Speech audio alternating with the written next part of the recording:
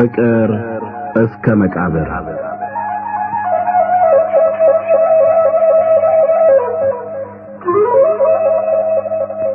ደራሲ ሐዲስ ዓለማየሁ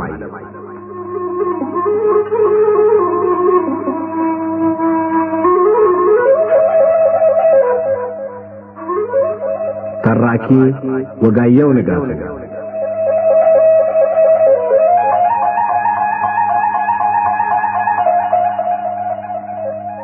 ፍቅር እስከ መቃብር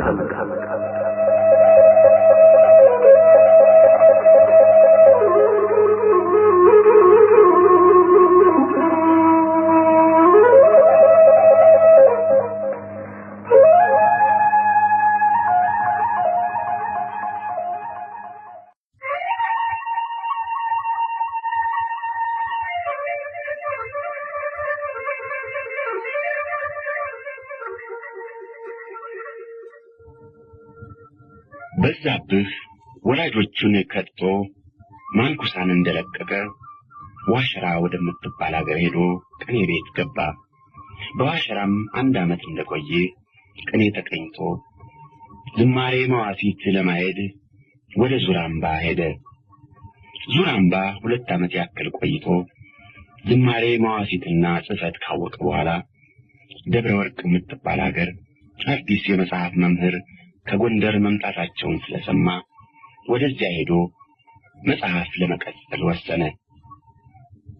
ደብረ ወርቅ እንዳጋጣሚ ለአስተርእዮ ማርያም ዋዜማ ደርሶ ቤተክርስቲያን ሲያገለግል አደረና ካህናቱ የድምፁን ማማር አይተው በበነጋው ጠዋት ዕጣነ ሞገር እንዲመራ ለምነውት ሲመራ የሰማው ሰው ሁሉ በድምፁ ማማር ተገረመ።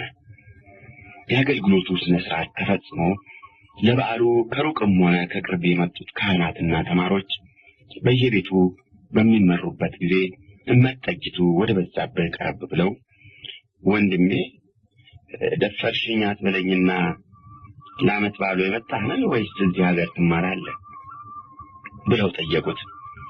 ለጊዜው እንግዳ ነኝ፣ ለወደፊቱ ግን እዚሁ ለመማር አስቤያለሁ እመቤቴ አለ በዛብህ። በደብረ ወርቅ ዘመድ ወይም የምታውቀው ሰው አለ? በወሬ ካልሆነ ደብረ ወርቅን በጭራሽ አላውቀውም። አሁንስ ወዴት አርፈሃል? ትናንት መጥቼ እዚሁ በተስኪያን ነው ያደርኩ። የምታውቀው ሰው ከሌለ በዓሉን እኔ ቤት እንድታርፍ ትፈቅዳለህ? እማምላክ ረፍተ ነፍስ ስቶይንም ቤት መስተንግዶውን እቀበላለሁ። እመጠጅቱ በዛብህንና ለበዓሉ የተጠሩ ዘመዶቻቸውን አስከትለው ቤት ሲደርሱ መብል መጠጡ ተሰናድቶ በየቦታው ቀርቦ ይጠብቃቸው ነበር። ከምሳ በኋላ ለበዛብህ አጠገብ ቁጭ አሉና ቅድም ሳታስበው መጥቼ እንደ ንስሐ አባት ያን ያክል ስመረምርህ ምን መሰለህ እባክህ አለ። ደብረ ወርቅ እንዴት የተባረከ ሀገር ነው ብዬ አደነቅኩ። አይደለም ደብረ ወርቅስ እንደሌላው ሀገር ሁሉ ነው። እንግዲያስ እርሶ የተባረኩ ቢሆኑ ነው እግዚአብሔር የወለዱትን ይባርክሎ። የለም እኔ ምክንያቱን ልንገርህ። በመልኩም በድምፁም በሁለመናውም ልክ አንተን የሚመስል ልጅ ነበረኝ። ጥሎኝ ወደ ቅኔ ቤት ከሄደ 4 ዓመት ሆነ። እስከዛሬ ወሬውን ሰምቼ አላውቅም። ቅድም ካህናቱ መካከል ቀለም ስትናገር ስሰማና ሳይ ሰው እብድ ባይለኝ መጥቼ ባነጋግርህ ወድ ነበር። ያፈሰሱትም እንባ ለአንድ የሞተ ዘመድ ይበቃ ነበር። ስለዚህ ልጅን መስለኝ ነው ያን ያክል አቁሜ እንደ ወንጀለኛ ስመረምርህ የዋልሁና በኋላም ወደ እኔ ቤት እንድትመጣ አይለመንኩህ። አሁንም ከዚህ ሀገር እስከምትሄድበት ጊዜ የኔን ቤት እንደ እናትህ ቤት ቆጥረህ ምግብህን እዚሁ እንድትመገብ ፈቃድ ቢሆንልኝ ደስታውን ባልቻልኩትም አሉ እመጠጅቱ። በዛብህ አመስግኖ እመጠጅቱን እንደ እናቱ ቤታቸውን እንደ እናቱ ቤት የሚያይ መሆኑን ቃል ሰጠ። ስለዚህ እመጠጅቱ ምግቡንና ልብሱን ችለው እንደ ክፉ ቀን እህል እየተንገበገቡለት እሱም በደብረ ሪማቸው በዓመት 2 ጊዜ የሚደርስባቸውን ቅኔ እየተቀኘላቸው 2 ዓመት መጽሐፉን እየቀጸለ ተቀመጠ። በሶስተኛው ዓመት ላይ አንድ ቀን ምሳውን በልቶ ወደ ተማሪ ቤቱ ሲመለስ በጎጆው በራፍ አንድ ሰው ተቀምጦ አየ። እንግዳውም በዛብህን ገና በሩቅ ሲያይ ተነስቶ ወደሱ ሄደና እንዴት ነህ በዛብህ? ረሳኸኝ ይሆን? እኔ እኮ ደብተራ በየነ ነኝ አለ። በዛብህም ስረሳቡ ለአንተን እረሳለሁ ደብተራ በየነ አለና ተሳሳሙ። ደብተራ በየነ በማንኩሳ አሉ ከሚባሉት ደብተሮች አንዱ ነበር። በተለይ በቅኔ የሚተካከለው አልነበረም። በዛብህ ሀገሩን ሳይለቅ ይመኛቸው ከነበሩ ብዙ ነገሮች አንዱ እንደ ደብተራ በየነ ቅኔ ማወቅ ነበር። ደብረ ወርቅ ምን እግር ጣለ ደብተራ በየነ አለ በዛብህ። ሞጣ አቋቋም ለመማር ሄጄ ነበር። ስመለስ እግረ መንገዴን ደብረ ወርቅን አይቼ ልለፍ ብዬ መጣሁ። ያ ሰው ሙያ መች አነሰ ነበር አቋቋም ልትማር የመጣ። ዛሬ አቋቋም የማውቅ ደብተራ እንደ ድምፀ ክፉ አዝማሪ ፈላጊ የለውም አለ ደብተራ በየነ እየሳቀ። ከዚህ በኋላ እየተሳሳቁ ወደ በዛብህ ጎጆ ገብተው ተቀምጠው ሲጫወቱ አመሹ። በጨዋታቸው መካከል በዛብህ የዘመዶቹን ወሬ ለመጠየቅ እየወደደ ነገር ግን በቀጥታ ለመጠየቅ ፈርቶ ዳር ዳር እያለ በዙሪያ መንገድ እንዲነግረው ቢሞክር ደብተራ በየነ እንዳልገባው ሁሉ ሌላ መልስ እየሰጠ አስቸገረው። በዛብህ ስለ ማንኩሳ በመነጋገር ከጨዋታ ብዛት የዘመዶቹ ነገር ይነሳል በማለት የማንኩሳን ነገር ሲያነሳ ደብተራ በየነ አንድ ሁለት ቃል ከመለሰ በኋላ ቶሎ ብሎ ጨዋታውን ወደ ሞጣ፣ ወደ ዋሸራ፣ ወደ ደብረ ወርቅ ይለውጠዋል። በዚህ አኳኋን ሁለቱ ደብተሮች እየተዋወቁ ያልተዋወቁ መስለው አንዱ ሲሸሽ ሌላው ሲያባረር አምሽተው በመጨረሻ በዛብህ ተስፋ ቆርጦ ነገር ግን አንድ ክፉ ወሬ እንዳለ አረጋግጦ ዝም አለ። ጥቂት ዝም ብለው እንደቆዩ በዛብህ እንግዳውን አስከትሎ ለራት ወደ መጠጅቱ ቤት ሄደ።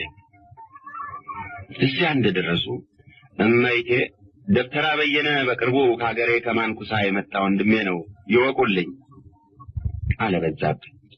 እንዲህ ነው? እንኳን ደህና መጡ። የበዛብህ ዘመዶች ሁሉ ደህና ናቸው? ከብዙ ጊዜ ጀምሮ ወሬያቸው ጠፋኝ እያለ ተቸግሮ ነበር አሉ መጠጅቱ። ደህና ናቸው፣ ሁሉም ደህና ናቸው። በዛብህ እርሶን የመሰለ እናት አግኝቶ ሀገሩን በጭራሽ ረስቷል። ደብረ ወርቅ ጥሩ ሀገር ነው። እኔማ በወሬው ካልሆነ አላሁን መጥቼበት አላውቅም አለና ደብተራ በየነ ሲያደርገው እንዳመሸው ወሬውን ቶሎ ብሎ ወደ ሌላ መራው። በመብል ጊዜ በዛብህ በራስ ምታት አመካኝቶ ምንም ሳይበላ ተነሳ። ከዚያ እሱና እንግዳው ወደ በዛብህ ጎጆ ተመልሰው በመፈራራት ብዙ ሳይጫወቱ ወደ የመኝታቸው ሄዱ። በዛብህ ሌሊቱን ሙሉ ሳይተኛ አንዳንድ ነገር ኮሽ ባለ ቁጥር ካሁን አሁን ሊያረዳኝ መጣ እያለ ተነስቶ ሲቀመጥ እንደገናም ሲጋደም አድሮ ንጋቱ ላይ ትንሽ ሸለብ አደረገው። እሱም ቅዠት የሞላበትና የሚያስጨንቅ እንጂ የሚያሳርፍ እንቅልፍ አልነበረም። በሕልሙ በገመድ ሁለት እግሮቹን የዋሊት ከግንድ ጋር ታስሮ ቆርጦ ለመሄድ ባለው አቅሙ ሁሉ ታግሎ ተሸንፎ ሊወድቅ ሲል አንዲት ርግብ ከማንኩሳ ቤተክርስቲያን ከአዋፉ ላይ ትነሳና ስትዞር ቆይታ የታሰረበት ዛፍ ላይ ታልፋለች።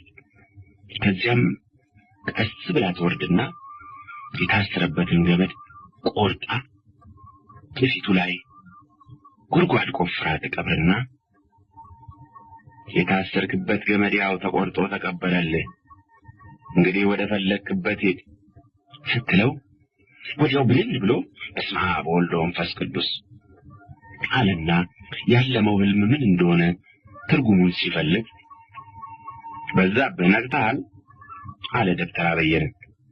አዎ አለ በዛብህ። ከነቃህማ ተነስ ታጠቅ። ብታጠቅ ሞትን ድል መትቼ የወሰደውን አስመልስ ይመስል ምን ያደርጋል? ይልቅ አታስጨንቀኝ፣ ቶሎ ንገረኝ። እናቴ ናት የሞተች ወይስ አባቴ? እናትህም አባትህም አርፈዋል አለ ደብተራ በየነ። ሁለቱም ሞቱ? እንግዲህ በቃ አለና በዛብህ ዝም ብሎ ቆየ። በኋላ ተነስቶ ቁጭ ብሎ ያለቅስ ጀመር። ደብተራ በየነ በዛብህ የወላጆቹን ሞት ሲሰማ ባዘን ብዛት አንድ አደጋ ይደርስበታል ብሎ ሰግቶ ነበር። ነገር ግን በዛብህ ትንሽ እንዳለቃቀሰ ልቅሶውን ትቶ በምን አኳኋን እንደሞቱ ይጠይቀው ጀመር። በሁለተኛው ቀን ደብተራ በየነ ወደ ሀገሩ ተመለሰ። በዛብህ የእናት አባቱን ሞት ለመስማት የፈራውን ያክል ከሰማ በኋላ ቀለለው፣ እንዲያውም ደስ አለው። ከእንግዲህ ወዲያ ወደ ኋላ የሚጎትተው ነገር ሳይኖር ወደ ፈለገው ሀገር ሄዶ የፈለገውን አይነት ሕይወት ለመኖር ይችላል። ከእንግዲህ ወዲያ በማይታወቅበት ሀገር ሄዶ ወቃሽ ከሳሽ ሳይፈራ ሚስቱን አግብቶ ቤቱን ሰርቶ ለመኖር ይችላል። ወደፊት የሚኖረው የደስታ ኑሮ ስዕሉን ስሎ ምስሉን መስሎ ታየው። ስለዚህም ደስ አለው። ወላጆቹ ያቀዱለትን የሞት ሕይወት ለመኖር የማይችል ስለመሰለው ጥሏቸው ሄዶ ነበር። የነሱን ሕይወት እንደፈለጋቸው ኖረው እሱም ሕይወቱን እንደፈለገው እንዳይኖር አስቀድመው ከብዙ ታቦቶች ጋር ስለተዋዋሉበት ሊቀጣቸው ጥሏቸው ሄዶ ነበር። ነገር ግን ከሄደ በኋላ ቢያስበው እነዚያ በእድሜ ጎዳና የደከሙ አሮግ ወላጆቹ አሳዘኑት። ያደረጉትም ሁሉ ምንም ስህተት ቢሆን ለጥቅሙ እንጂ ለጉዳቱ አስበው ያላደረጉት መሆኑ ታሰበው። ከዚህም ሌላ እግራቸው መቃብር ቆሞ አፈር ሳይመለስባቸው ቢሄድ የሰው መፈረጃ መሆኑ አስፈራው። ስለዚህ በመሄድና በመመለስ አውታር ተወጥሮ ለራሱ ከመኖርና ስለ ወላጆቹ ካለመኖር አንዱን መምረጥ አቅቶት አንድ ጊዜ ዋሸራ፣ አንድ ጊዜ ዙራምባ፣ አንድ ጊዜ ደብረ ወርቅ እያለ ያላሰበውንና ያልፈለገውን ትምህርት ሲማር ቆየ። በመሄድና በመመለስ መካከል መቁረጥ አቅቶት ቆሞ ሲያመነታ ጊዜ አይቆምም፣ ጊዜ ይሄዳል። ጊዜ ደረሰበት፣ ጊዜ ቀደመው። እናትና አባቱ ሞቱ። እንዳልወለዱ እንዳላሰደጉ አስተማሚ አጥተው ሞቱ። እንዳልወለዱ እንዳላሰደጉ ቀባሪ አጥተው በሹም ትእዛዝ አፈር ለበሱ። እነሱ ምን ክፉ ለው ኖሯል ተባሉ። እሱም የሰው መፈረጃ ሆነ። ከእንግዲህ ወዲያ ወደ ማንኩሳ መመለስ በጉዳት ላይ ተፈርዶ ከመጨመር በቀር ጥቅም የለውም። አንደኛውን ወንዝ ተሻግሮ ተራራ ዞሮ ወደማይታይበት ወደማይሰማበት አገር መሄድ ይሻላል። አሁን የዋይ ታስሮ 5 ዓመት ሙሉ በዋሸራ በዙራምባ በደብረ ወርቅ ዙሪያ ሲያዞሮ የነበረው ብርቱ ማሰሪያ ተቆርጧል። አሁን ነፃነቱን አግኝቷል። ስለዚህ ወደሚፈልግበት ሄዶ እንደሚፈልገው ይኖራል። እግዚአብሔርስ? ታቦቶቹስ? እስቲ እሱ ያውቃል አለ። በዛብህ ይህን ሁሉ ካሰበና ካሰላሰለ በኋላ በጠቅላላው የእናት የአባቱ ሞት የሀገሩን መቅረት አሳዘነው። ነገር ግን ነፃ አደረገው። ስለዚህ ማንኩሳን ሁለተኛ ሀገር አለኝ ብሎ ላያስበው ማንኩሳ ለሌሎች ይኑር እንጂ ለሱ ከእናት አባቱ ጋር ሞቶ እንደተቀበረ ሊቆጥረው ቃል ገብቶ ወደ አዲስ አበባ ለመሄድ ወሰነ። መልስ ያላገኘለትና መቼም ቢሆን የማያገኝለት ከታቦቶች ጋር ያለው ቃል ኪዳን ነው። እሱን ለእግዚአብሔር ተወ።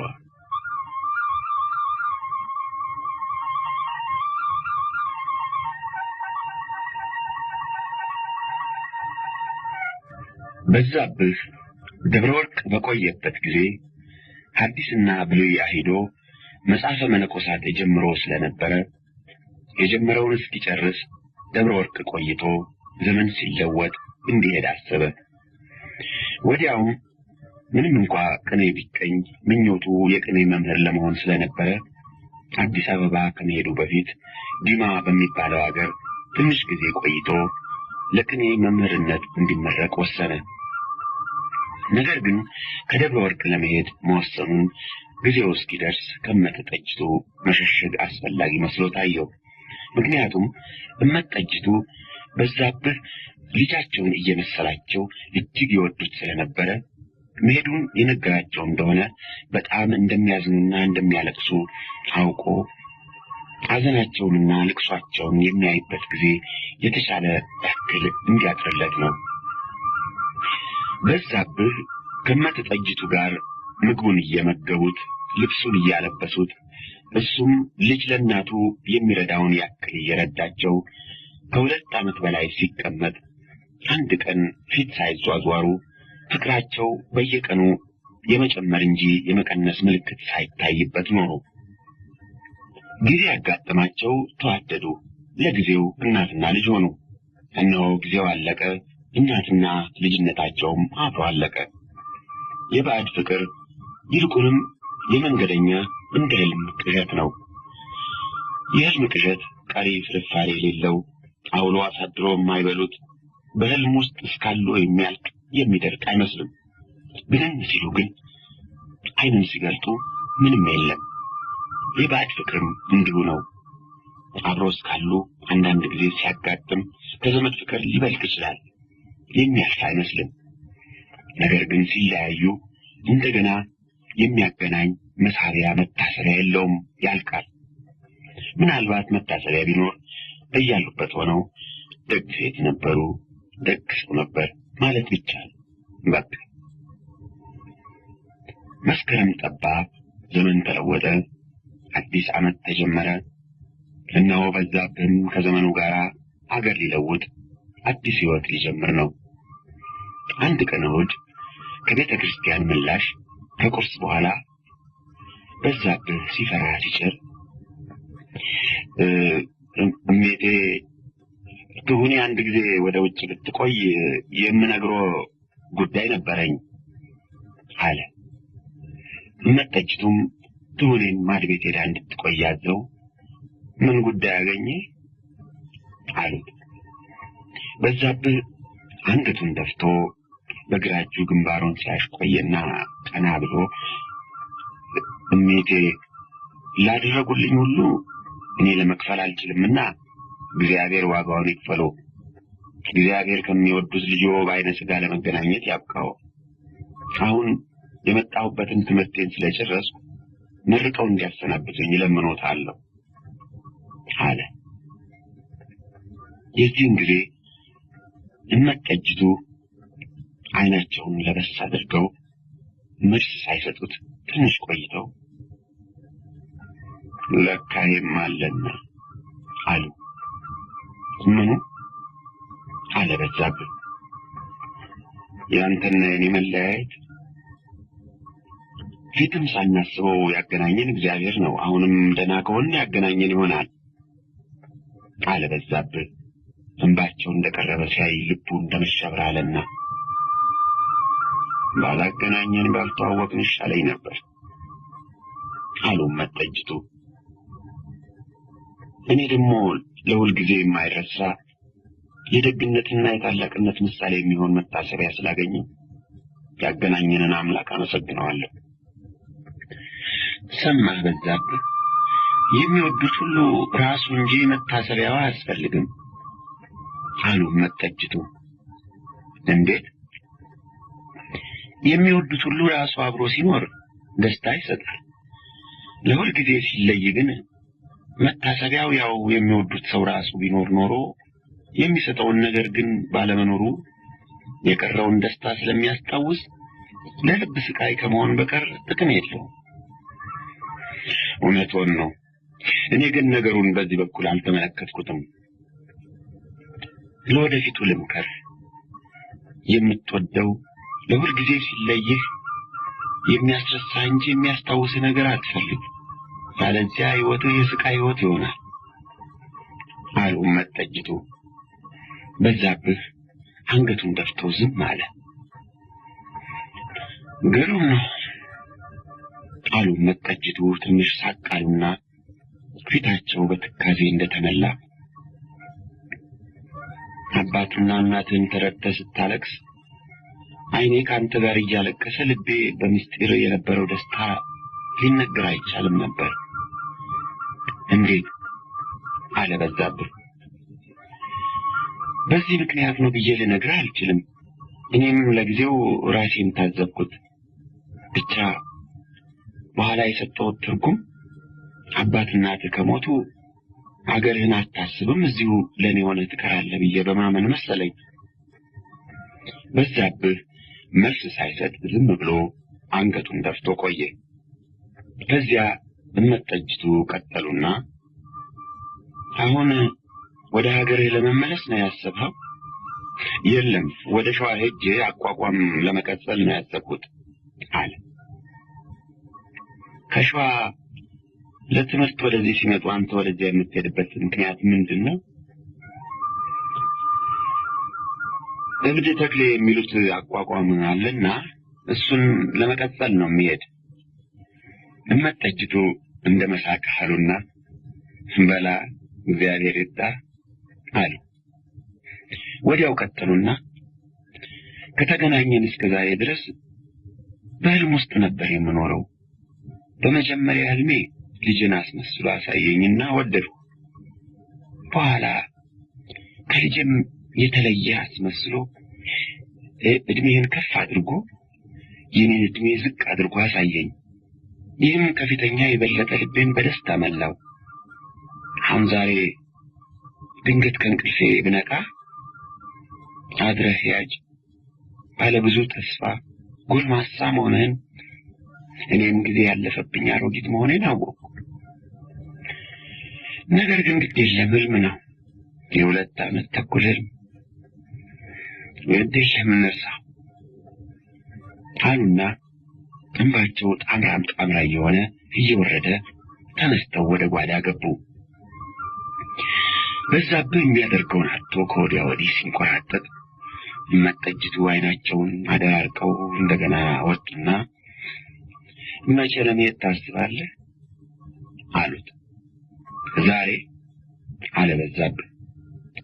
ስንቅ እንኳን ሳይሰናዳልን። ግድ የለም ዲማ ዘመድ አለኝ፣ እዚያ 2-3 ቀን አድሬ ይሰናዳልኛል። እዚያ የምትቆየውን እዚህ ለመቆየት አችልም። አብሬያቸው ወደ ሸዋ ለመሻገር የተቃጠሏቸው ሰዎች እንዳያመልጡኝ ብሄድ ይሻላል ሜቴ። በል እንግዲህ እግዚአብሔር ካንተ ጋር ይሁን አሉ መጠጅቱ።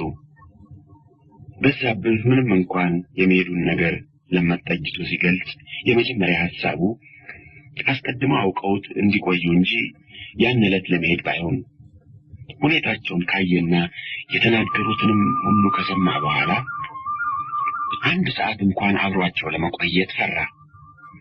ስለዚህ ያን ዕለት ተሰናብቶ ወደ ዲማ ተጓዘ። በዛብህ ዲማን ከወሬው በቀር ረግጦት አያውቅም ነበር።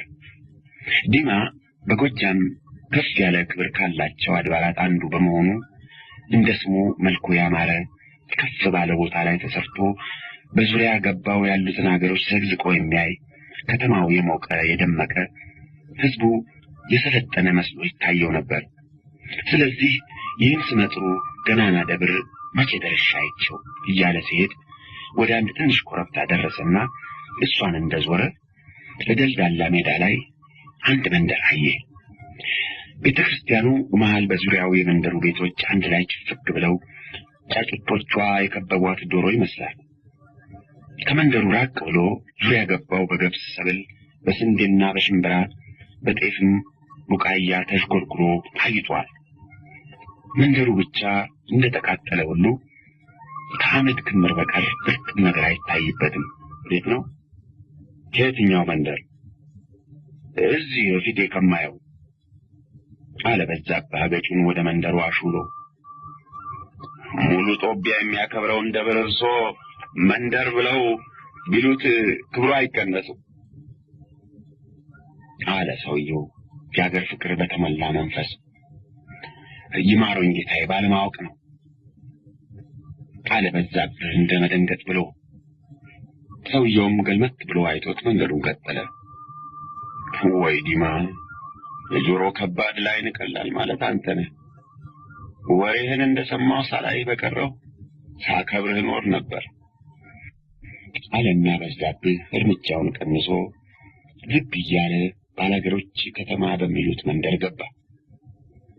መጀመሪያ ወደ ቤተ ክርስቲያን ሄዶ ተሳለመና ቅኔ ማልቱንም ቅድስቱንም እየዞረ ታየ። በኋላ እዚያ አንድ ተማሪ አግኝቶ ቅኔ ቤቱን እንዲያሳየው ለመነው።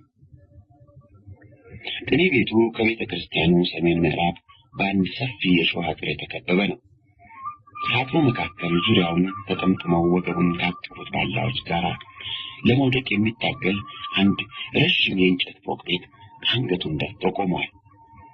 በፎቁ ዙሪያ አንዱን ከሌላው ለመለየት የሚያስቸግሩ ቁጥራቸው እጅግ የበዛ በሳር የተጠደቡ ትናንሽ ጎጆዎች አጥሩን ሞልተውታል። ነገር ግን ባለፈው ክረምት በሽታ ገብቶ ጥቂት ተማሪዎች ስለገደለ ግማሹ ተማሪ ሸሽቶ ወደ ቢቸና ስለሄደ ከጎጆዎቹ ሲሶ የሚሆኑት ባዶ ነበሩ። ቢሆንም በዚያን ጊዜ በትንሹ 150 የሚሆኑ ተማሪዎች ነበሩ። በዛብህ አጥሩ በራፍ ቆሞ የሚወጡና የሚገቡትን ተማሪዎች ትንሽ ሲመለከት እንደቆየ ሲፈራ ሲቸር አጥሩን ገብቶ በመጀመሪያ ወደምትገኘው ጎጆ ሄዶ እደጅ ተቀምጠው ባለፈው ማታ በተዘረፈው ቅኔ ለሚከራከሩ 4 ተማሪዎች ሰላምታ ሰጠ። እነሱም ተነስተው ለሰላምታው ከመለሱ በኋላ ማንን እንደሚፈልግ ጠየቁት።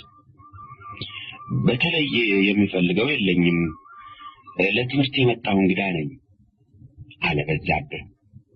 ከዚያ አንደኛው ተማሪ ወደ ጎጆዋ እየሮጠ ገብቶ አንደኛው የእንጨት አልጋ ላይ አጎዛ አምጥቶ በበሩ አጠገብ ተጋደመው ግንድ ላይ አነጠፈና በዛብህን እንዲቀመጥ ለመነው።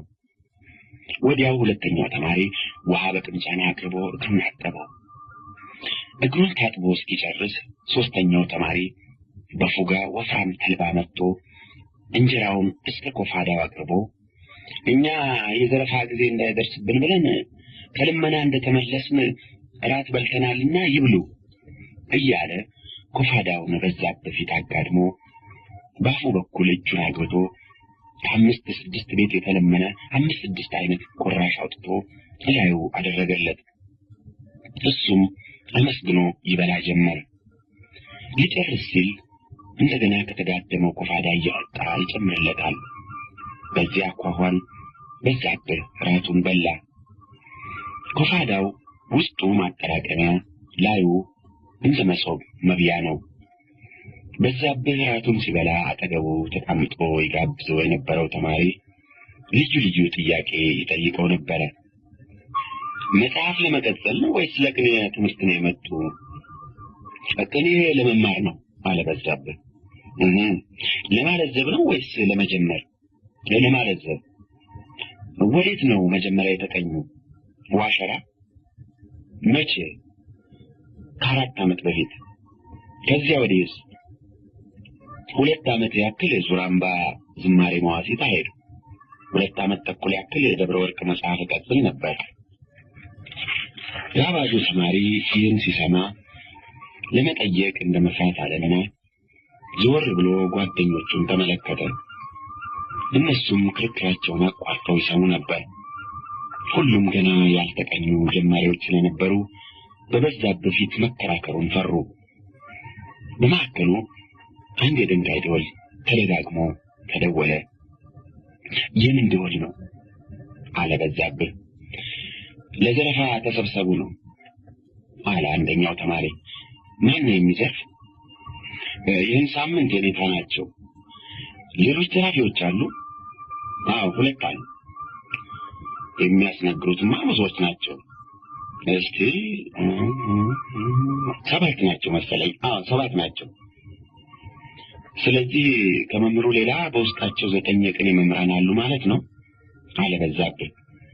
አዎ 7ቱ ገና ለመዝረፍ አልደረሱም፣ ማስነገር ብቻ ነው አለና ተነሳ። ጓደኞቹ ቀደም ብለው ወደ ዘረፋው ሄደዋል። እኔስ ብመጣ ምን አለ አለ በዛብህ። ምን አለ? የደብሩ ዲያቆንና ዶክተራው እንኳን ሳይቀር እዚሁ ሲሰማ ነው የሚያመሽ አለ ተማሪው።